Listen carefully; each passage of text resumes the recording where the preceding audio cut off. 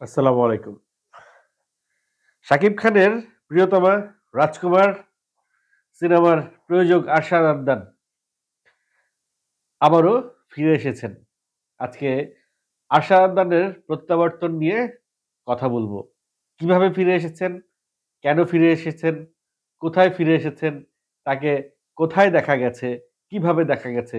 এই বিষয়গুলো নিয়ে আলোচনা করব আপনাদের সঙ্গে। সঙ্গে থাকবেন ভিডিওটির শেষ পর্যন্ত।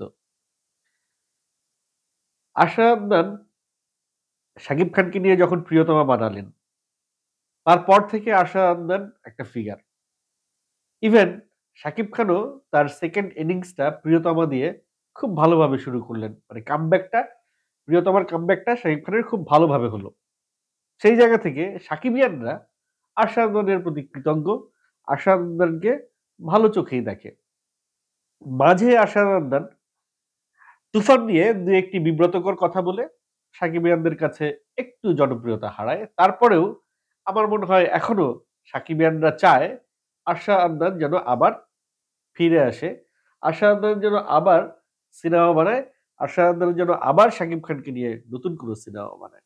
কারণ আরশাদ আদনান একমাত্র ব্যক্তি যিনি শাকিব খানকে নিয়ে সিনেমা বানিয়ে কোটি টাকা পার করেছে। মানে ২ কোটি টাকার সংখ্যাকে ২ ঘরে নিয়ে গেছে। আগে শাকিব খানের সিনেমা ৳১,০০,০০,০০০ ৳১,৫০,০০,০০০ হইতো। কিন্তু আরশাদ আদনান এসে প্রিয়তমা ৳২,০০,০০,০০০ র উপরে নিয়ে গেল বাজেটটা। এবং তিনি ঘোষণা দিলেন ওপেন বাজেট এবং প্রিয়তমা হইল। তারপর রাজকুমার প্রিয়তমার ডাবল বাজেটে করলেন। এরপরে থেকেই শাকিব খানের প্রত্যেকটা সিনেমা আগের সিনেমার থেকে বাজেট শুধু বাড়ছেই এবং সেই বাজেটটা কোথায় গিয়ে ঠেকে সেটাই এখন দর্শকের আসল কৌতূহল যে শাকিব খানের সিনেমার বাজেট কোথায় গিয়ে ঠেকে। তো যাই হোক শাকিব খানকে নিয়ে প্রসঙ্গ না, আজকের প্রসঙ্গ আরশাদ আদনানকে নিয়ে। যারা সাকিবিয়ানরা মনে করছেন যে শুধুমাত্র শাকিব খানকে নিয়েই কনটেন্টটা হবে তারা এখান থেকেই মাইনাস হতে পারেন। কনটেন্টটা আজকে হচ্ছে আরশাদ আদনানকে নিয়ে। আরশাদ আদনান আবার ফিরেছে। কিভাবে ফিরেছে? একটু আগে ০.৫ ঘন্টা আগে একটা ট্রেইলার দেখলাম। একটা সিনেমার ট্রেইলার। ট্রেইলারটা ছেড়েছে অভি কথাচিত্র। অভি কথাচিত্রের যে YouTube চ্যানেল, সেই YouTube চ্যানেলে ট্রেইলারটা এসেছে। তো হঠাৎ করে নামটা দেখে আমি আটকে গেলাম যে দ্য অভি, দ্য অভি কথাচিত্র। হ্যাঁ, এরকমই তো চ্যানেলটার নাম। তো দুনিয়া অফিসিয়াল ট্রেইলার মিলন, নীরব, আইরিন, মিশা সওদাগর, ডন টাইটেলে ট্রেইলারটা ছেড়েছে এবং এই শুটিংটার হয়েছে বেশ কিছুদিন আগে। এই সিনেমাতে আশা আদনান একটি গুরুত্বপূর্ণ ক্যারেক্টার করেছেন। অর্থাৎ তিনি অভিনয় শিল্পী হিসেবে আবার ফিরেছেন। তার অভিনীত এই দা এই 'দুনিয়া' সিনেমাটা খুব শিগগিরই রিলিজ করবে। তাই ট্রেইলারটা লঞ্চ করা হইছে। রিলিজ ডেট এখনো জানায় নাই তারা। সাধারণত ট্রেইলার দেখলে সবাই আগ্রহী হয়ে ওঠে যে কবে এটা রিলিজ হবে? এই ধরনের প্রশ্ন সবার মধ্যেই আসে এবং ট্রেইলারেই সবাই জানিয়ে দেয় যে সিনেমাটা কবে রিলিজ করবে। এই সিনেমাটার পোস্টার এখনো রিলিজ করা নাই। এই সিনেমাটার টিজার দেয় নাই। এই সিনেমাটার গান দেয় নাই। সরাসরি সিনেমাটার ট্রেইলারে চলে এসেছে পরিচালক বা সিনেমার পক্ষের যারা আছে তারা। কিন্তু এটা না করে একটা সিনেমাকে যদি হাইপ এ তুলতে হয়, তাইলে আগে সিনেমাটার পোস্টার আসতে হবে। সিনেমার টিজার আসতে হবে। সিনেমার গান ছাড়তে হবে। এই সিনেমার শুরু থেকে শেষ পর্যন্ত আমি এই সিনেমার একটা অংশ। তাই এই সিনেমার প্রত্যেকটা ইনস অ্যান্ড আউট আমি জানি। যার কারণে এই সিনেমাটা নিয়ে বলতে গেলে আমি অনেক কথাই বলতে পারব। কিন্তু শুরুতেই আমি ছবির পরিচালক বা ছবির প্রোডিউসারের পক্ষ থেকে যারা ট্রেইলারটা ছাড়ছে তাদেরকে আমি শুধু জানাইতে চাই যে এইভাবে ট্রেইলারটা না দিয়ে আগে পোস্টার দিলে ভালো হইতো। হ্যাঁ, আপনাদের এই সিনেমা নিয়ে যদি আপনাদের কোনো এক্সপেকটেশন না থাকে দ্যাট ইস ডিফারেন্ট থিং। কিন্তু একটা সিনেমা একটা বানাতে এই সিনেমা হ্যাঁ, কোটি টাকা এই সিনেমাটা যখন আশা আদনান খরচ বানিয়েছেন, তখনও এই সিনেমাটার বাজেট কোটি টাকা খরচ এক্সিড করছে। যখন কোটি টাকা দিয়ে কেউ সিনেমা বানানোর চিন্তাই করে না। তাও আবার শাকিব খান নাই যেই সিনেমায়। যেই সিনেমায় শাকিব খান নাই সেই সিনেমা যদি কোটি টাকার উপরে বাজেট হয়, খরচ হয়, তাহলে সেই প্রোডিউসারকে সবাই একবার দেখতে চায়। একটা সময় ছিল গ্রামে-গঞ্জে কেউ যদি ম্যাট্রিক পাস করত, তাইলে আশেপাশের ৪০ গ্রাম থেকে মানুষ আসতো সেই লোকটারে দেখতে। ম্যাট্রিক পাস করছে। এই সিনেমাটা আশাদ মান্নান শাকিব খান ছাড়াই কোটি টাকার বেশি বাজেট দিয়ে এই সিনেমাটা করেছে। সিনেমাটার ট্রেইলার দেখলে আপনারা বুঝতে পারবেন যে সিনেমাটায় খরচ করছে। কক্সবাজারে শুট হইছে। গানগুলো খুব সুন্দর ছিল। কস্টিউম-টস্টিউম সবকিছু মিলিয়ে সিনেমার অ্যারেঞ্জমেন্ট খারাপ ছিল না। এবং দীর্ঘদিন আমরা কক্সবাজারে ছিলাম এই সিনেমার শুটিং এ। আশাদ মান্নানের গেটআপ দেখছেন সিনেমাতে। আইরিনের সঙ্গে মিলনের একটা কেমিস্ট্রি সেখানে দেখা গেছে। মোটামুটি একটা ভালো মানের সিনেমা এটা। দিন শেষে দর্শক কিভাবে এটা রিসিভ করবে সেটা পরের বিষয়। তো ট্রেইলারে আমরা যতটুকু দেখতে পাইছি নীরবকে, যতটুকু দেখতে পাইছি মিলন ভাইকে, যতটুকু দেখতে পাইছি আশা আদনান, আইরিন এবং নায়লা নাইমকে। আপনাদের নিশ্চয়ই মনে আছে নায়লা নাইম একটা সময় খুব ক্রেজ ছিল। এই সিনেমায় একটা আইটেম সং আছে নায়লা নাইমকে নিয়ে। সেই আইটেম সংটাও কিন্তু খুব ভালো মানের একটা আইটেম সং হয়েছে। সিনেমার প্রত্যেকটা গান খারাপ হয় নাই। তো এইভাবে সিনেমাটাকে আ তা মেরে ফেলার চেষ্টা কেন তারা করছে আমি জানি না।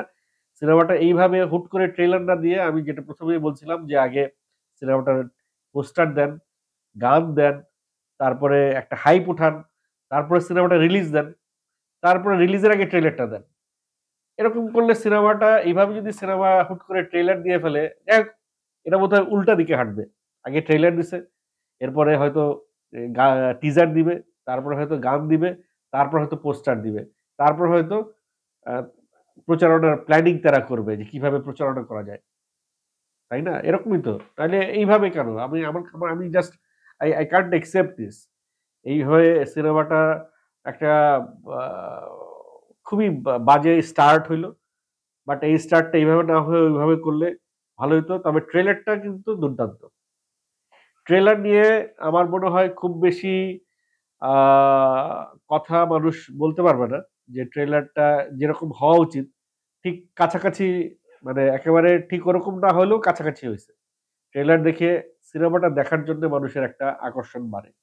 তো সেই জায়গা থেকে এই ট্রেলারটাও সেম। এই ট্রেলার দেখেও সিনেমা দেখার আকর্ষণ মানুষের বাড়বে। গল্প সম্পর্কে মানুষের কৌতূহল হবে গল্পটা জানার জন্যে। আপনারা ট্রেইলারের ফাঁকে হয়তো ২-১ টা জায়গায় আমাকেও দেখবেন।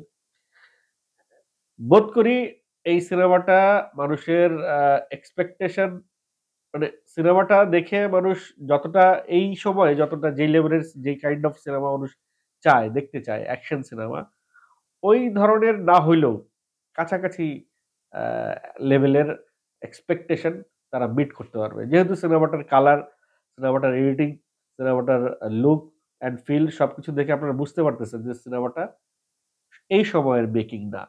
কিছুদিন আগের মেকিং। সেটা কিছুদিন বা কবের, কতদিন আগের সেটা আমি বলতে চাই না। একটু, একটু কিছু মানে সময় আগের। সেই সময়টা আমি রিভিল করতে চাই না যেহেতু পরিচালকরা রিভি অ্যা আ সিনেমার টিম থেকে এটা রিভিল করে নাই। তবে কালার গ্রেডিং কিছু জায়গায় ভালো কালার গ্রেডিং হইছে। কিছু জায়গায় কালার গ্রেডিংটা পড়ে গেছে। এই জায়গাগুলো আরেকটু কারেকশন করলে ভালো হবে বা আ মূল সিনেমায় গিয়ে স্ক্রিনে হলে গিয়ে বোধহয় এই এই এই এই এই আ অভাবটা, এই ঘাটতিটা হয়তো গিয়ে আর খুঁজে পাওয়া যাবে না। সিনেমা হলে গিয়ে বোধহয় ভালোভাবে সিনেমাটা দেখতে পাবো। এই সিনেমায় কিছু ক্যারেক্টারকে নতুনভাবে আপনারা পাবেন।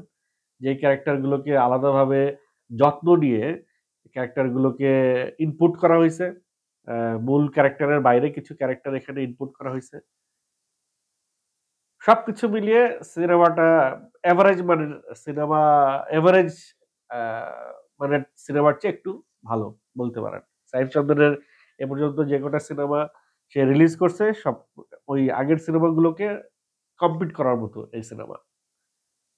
তো ফাইনালি সিনেমার ডেট এখনো জানতে পারিনি। কবে সিনেমার ডেটটা সিনেমা রিলিজ করবে। তবে আশা আন্দোলনের যে কামব্যাক এই সিনেমার মাধ্যমে অভিনয় শিল্পী হিসেবে আপনারা জানেন যে ছাত্র আন্দোলনের পরে দেশের সার্বিক অবস্থা এবং সবকিছু মিলিয়ে চলচ্চিত্রের অবস্থা সবকিছু মিলিয়ে আশা আন্দোলন একটু চুপচাপ আছেন। তিনি নতুন কোনো সিনেমার ঘোষণা দিচ্ছেন না। আ নতুন করে ক্যামেরার সামনে আসছেন না। বাট আমার মনে হয় উনার আসা উচিত। ওনার এখনই সময়, সিনেমার বাজারটা চাঙ্গা হয়ে গেছে। নতুন, নতুন সিনেমা আসতেছে, বাজার আবার স্টার্ট করছে। এই সময়ে যদি আশা আনন্দান আবার তার সিনেমা নিয়ে আসেন, যেভাবে তিনি তার অভিনয় নিয়ে এসেছেন, এভাবে প্রযোজক হিসেবে যদি আবার নতুন সিনেমা নিয়ে তিনি আসেন, একটা অ্যাক্সিলারেশন বাড়বে। হয় না? যে গাড়ি অ্যা ২ নম্বর গিয়ারে চলছে, ২ নম্বর গিয়ারে চলতে, চলতে হঠাৎ গাড়ির অ্যাক্সিলারেশন বাড়ানোর জন্য একটা গিয়ার শিফট করতে হয়। ৩ নম্বর বা ৪ নম্বর গিয়ারে পাঠাইতে হয়। ঠিক এরকমই হবে আশা আনন্দানের এন্ট্রিটা। আশা আনন্দ যদি আবার সিনেমায় প্রযোজনায় ফিরে আসেন, তাহলে সিনেমার যে স্রোত, যে গতি চলছিল বা যেই গতিতে সিনেমার গাড়িটা চলছে বাংলাদেশের, এর গতিটা আরেকটু বেড়ে যাবে। হোপফুলি আশা আনন্দকে দেখার জন্য আশা আনন্দের অভিনয় দেখার জন্য হলেও অনেকেই এই সিনেমাটা দেখবার জন্য হলে যাবেন। আমি জানি না ওদের প্ল্যানিং কি? ওরা হলে ছাড়বে না ওটিটিতে ছাড়বে এখনো বুঝতে পারছি না। যদি হলে ছেড়ে থাকে, অবশ্যই আপনারা নিশ্চয়ই এই সিনেমাটা দেখার জন্যে হলে যাবেন। হলে গিয়ে সিনেমাটার কিরকম লাগলো অবশ্যই কমেন্ট করে এসে জানাবেন।